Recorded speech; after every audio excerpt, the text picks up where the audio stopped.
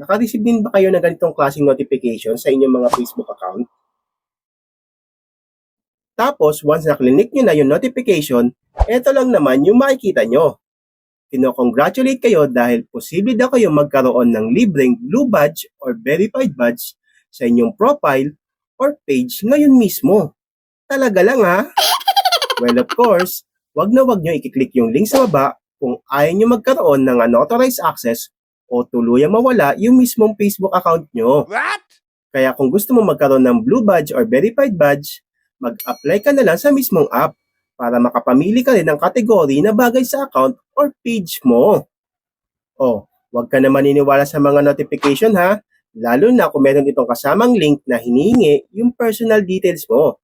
Dahil for sure, magkakaroon lang ng unauthorized access o tuluyang mawawala sa'yo yung mismong Facebook account mo.